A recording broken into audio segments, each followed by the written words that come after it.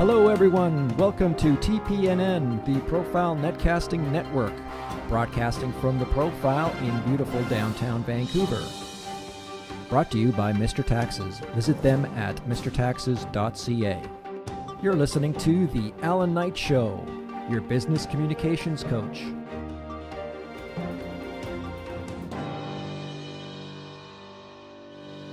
Hi everyone, Allan Knight here at The Profile in beautiful downtown Vancouver, Gastown, every week, Thursday at 3 p.m. Pacific Standard Time with The Allan Knight Show, which is all about business communication. You know, there are a lot of radio shows you can listen to, but our focus here is really to help you, to provide you with insights, with information, with tools and techniques to master the art of communication. You know, if you're listening to this program, you're probably in business for yourself, or you own a business, or you want to own a business. And at the end of the day, I don't know about you, but everywhere I go, I see people communicating. They're communicating over coffee. They're on the phone. They're twittering. They're texting. It's all about communication. And my question always is, how well are you communicating? Are you communicating at a high level of confidence and clarity and effectiveness? Well, that's the kind of coach and trainer that I am. If you want to visit my website, feel free to check out allanknight.com. That's ALLANKNIGHT.com. Check out the site. You'll get a lot of information. You can sign up for some speaking tips. Twitter at Knight Talk, KNIGHTALK, and we'll get back to you within 48 hours. As usual, our producer and director of the show is Mr. Mike Zahora. Mike, welcome to the show. Thank you. How are you? Very well. How are you doing? I'm doing well. How good is your How good has your communication been this week? Pretty good. Yeah? Pretty good, yeah. Only pretty good. We're leaving it at that. Pretty good. One thing I like about you is you're very humble. You know what I mean? There's certain people that are not pretentious. I had sometimes I talk about my adopted sister who passed away 6 years ago. I've mentioned her before. Her name is Susie. One of the most important people in my life. And when people ask me to describe Susie, that there was a lot of wonderful qualities. She was very challenging. But one of the things that I say, and I think the same about you, Mike, I said there wasn't one pretentious bone in her body. You know, people who are try to build themselves up and they try to impress people. Yeah. You know, she wasn't like that. You're not like that either, so. I don't try to, no. No, that's good. So that's a compliment. I'm married now, so I don't have to impress anybody. Good point. So Mike is the behind-the-scene guy. He sets up the whole show. If it wasn't for him, we wouldn't do the show, so we're grateful for him. And usually every week I have a guest. The odd time I do some training tips. We're not going to do that today. We do have a guest. Now, the guest who I'm going to introduce in a minute, wonderful guy, very interesting, fascinating guy. His name is Mr. Allan Hunkin. And I met him, I don't know how many years ago. It was a lot of years ago. And if we told you how many years ago, that would give you an inkling in how old I am. I ain't going down that road. And he's such a fascinating guy that he's one of the few guys that I'm actually going to read his bio that he sent to me to you before I introduce him. And we met him. He was doing some interesting things with Success Radio Network, similar to what we're doing here. He's got tons of expertise as a trainer, a coach, in the area of personal development. And as you know, my philosophy, if you've followed me at all, know that my philosophy is that 80% of our communication with other people starts with the relationship you have with yourself.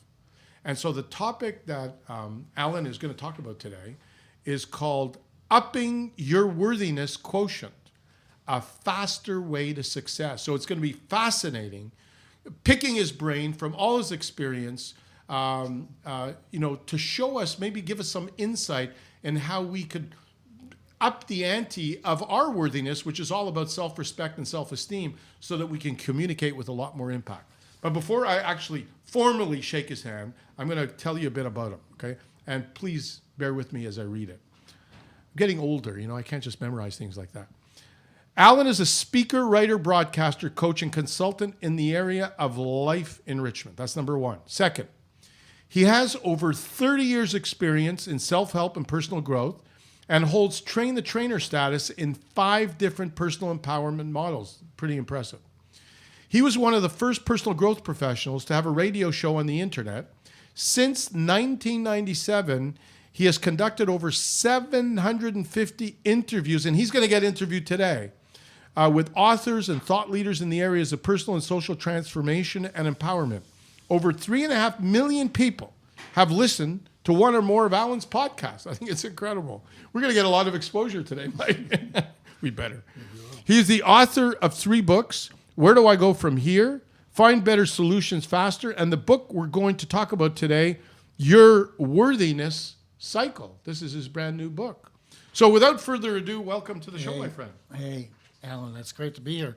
I've been a fan for a long time, as you know, so I'm honored to be on your program. You've been a fan of? Of the Allan Knight Show. And I've been a fan of you. Yeah, thank you so much. Okay, now before I even get into the questions that I want to ask you, take a minute or two to give the audience, not everyone knows you yet, give them a sense of a little bit about your background and how you got motivated and got into this whole industry.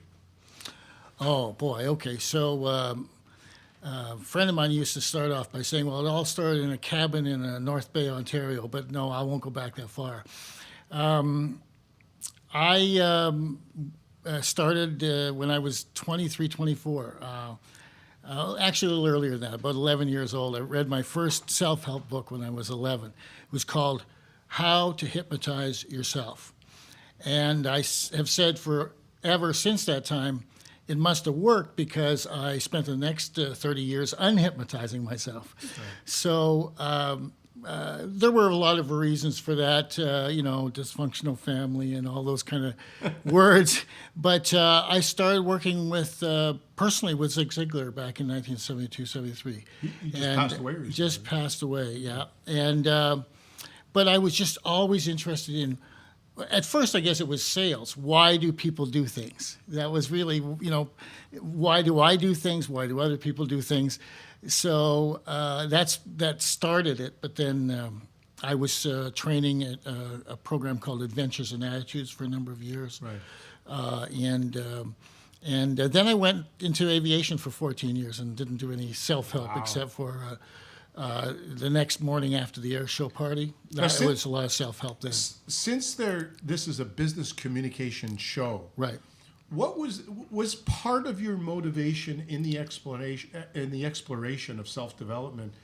Partly due to wanting to be a bit more successful out there. Was it just personal or was it professional? No, it was all about that. I mean, I was married very early and had a son, and so it was about becoming more successful, making more money, providing for my family. Okay. So,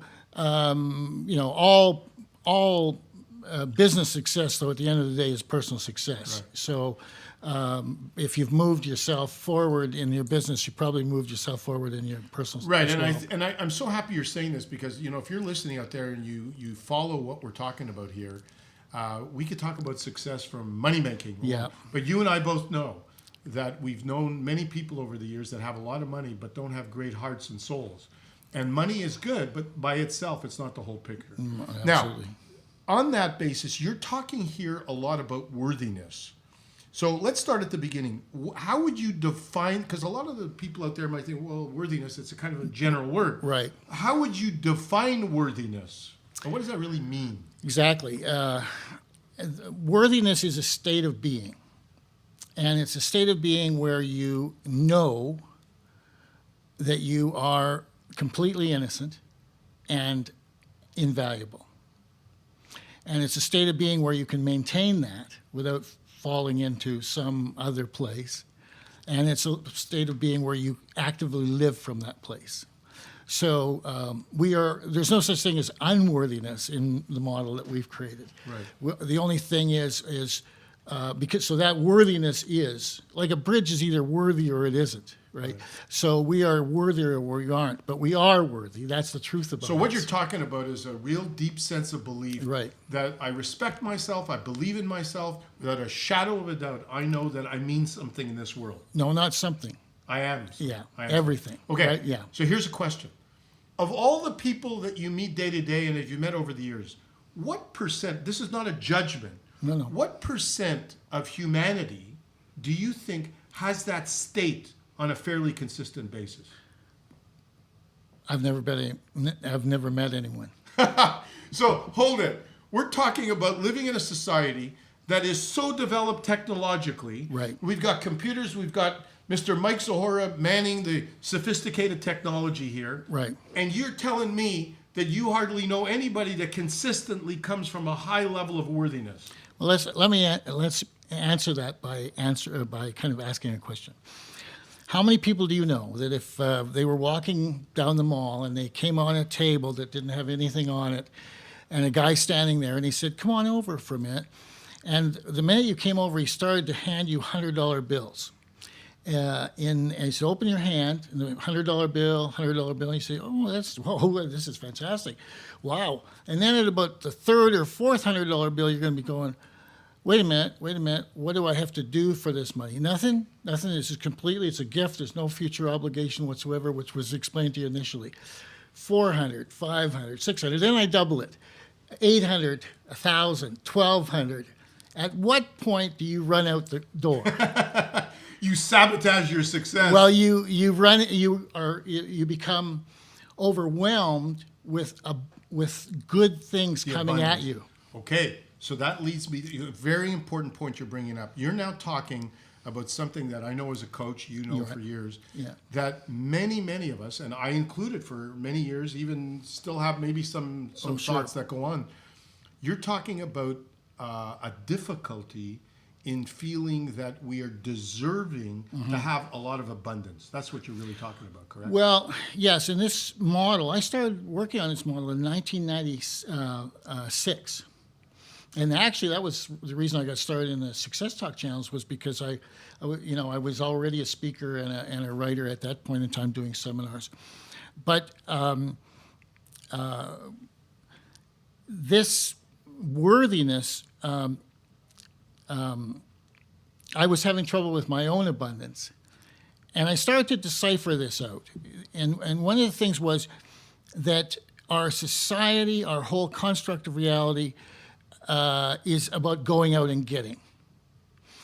Be motivated. Get out, go out and get it, man. What is it? Nike is just do it, or those kind of things. Go, and get. And I started to think that there was a place where you had to eventually switch over to receiving what you were going out and getting. Right. And I don't think our society talks about that at all. Right. And so in that, I realized that we couldn't see what worthiness looked like. So I developed a visual model called the worthiness cycle, where we bounce back and forth between two different places. Right. Above our worthiness set point, if you will, is a place called how good can I stand it? Right. And below that, the line is called how bad will I let it get?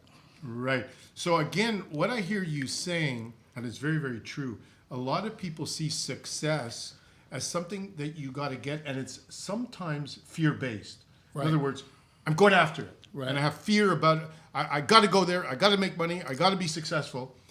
As opposed to, you know what? I have a vision. I have a dream.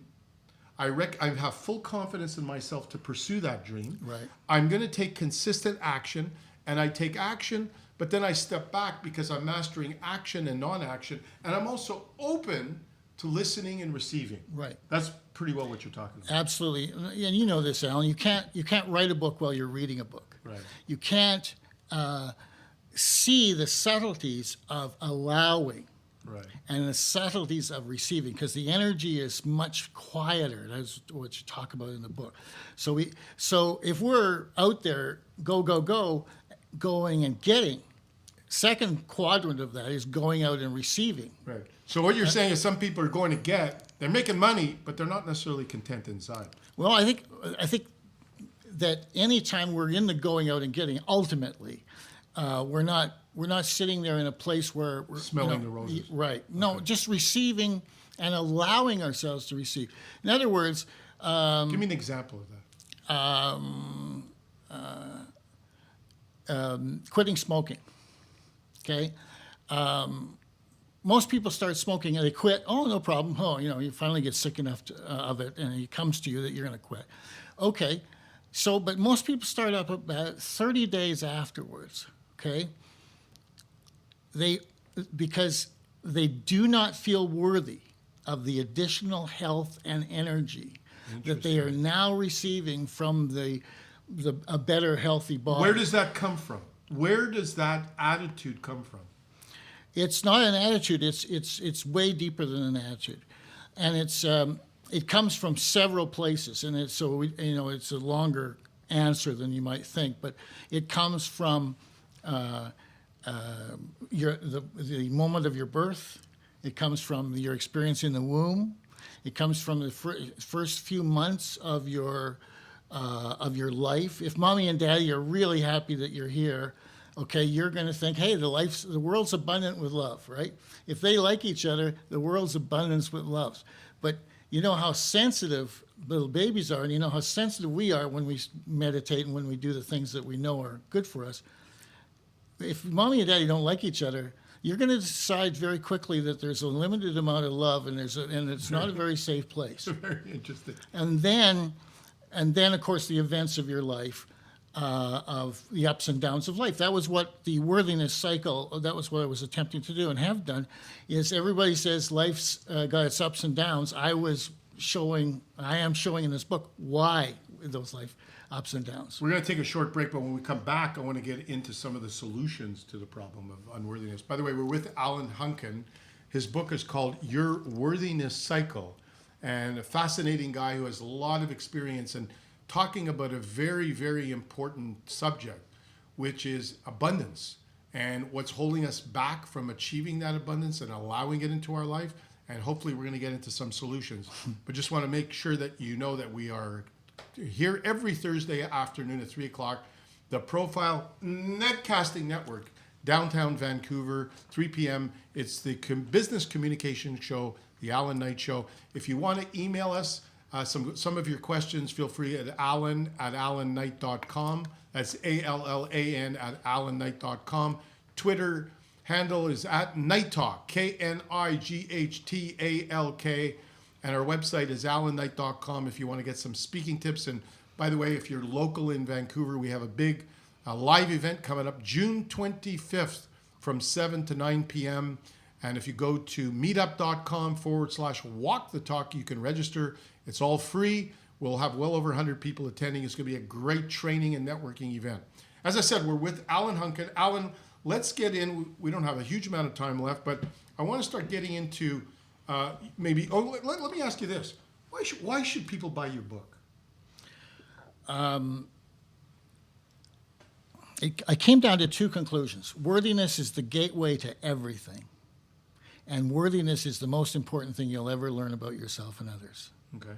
And I was told, my initial seminars started to attract all the advanced students, Tony Robbins students, Forum students, all of the different programs. I kept wondering, why are the advanced students coming to see me? I'm just getting started in all this. And then about 3 years, I figured it out. And that was, people said essentially, we went to all these things, all these courses and all this, it was all great. But when you strip away all the stuff that's there and you got to do your healing work and strip away all the layers, you find out that worthiness is the issue. I understand, but why should they buy your book? We know that you believe in the worthiness. Right. But why? What specifically are they going to get out of reading the book? Number one is an understanding and an awareness of this part of us, for instance, that is dedicated to us not succeeding. We have to find that So by place. reading your book, people are going to get a greater insight yes. into why worthiness is such a crucial aspect to our success. And then, of course, the latter part of the book is in techniques and solutions and skills that you can Give us learn. some hints, without telling us the whole book. Give us some hints as to give us a one or two practical examples of how someone would enhance their worthiness, their sense of worthiness.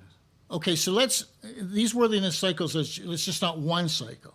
It's a daily, it's an hourly, weekly, monthly cycle, and it's a second-by-second cycle. So we come to a place where there's going to be something really good happen to us, and the part of our mind that doesn't want us to succeed figures this out faster than we do. So this is an awareness that we have to come to and an understanding. So the way to check in with yourself in the moment to decide whether you're running to or running from is 5 questions. Why am I creating this now? why am I creating this now? Why am I creating this now? Why am I creating this now? And why am I creating this now? There's 5 levels of the mind that are answered in those questions. Okay, I want to bring this down to a bit more practicality Sure. in this sense, okay? I got a call a week or 2 ago Right? from a guy that I've known for years. I hadn't seen him for years. It's a perfect example of what you're talking about. And he said to me, Allan, I don't know what it is. I meet women, I date, I'm good at dating. But when we meet a woman that I'm really attracted to, I freak out, I freeze, I don't believe I'm worthy enough Right. for her. Right. Now, what would you say about that? In other words, we know, and he says, I'm aware that my problem is worthiness. Right. What can he do on a physical, practical, but a practical level? Yeah, well, it actually is physical. When we're in in the upper part of the cycle, in how good can you stand it, we are experiencing anxiety. One of the things that human beings have the most trouble feeling. Right. When we are below our set point in the place called how bad will I let it get, we're in fear. Right. And so that's the first thing for him to decide. Is he in anxiety or is he in fear? Because that'll tell him whether he's running to or running from.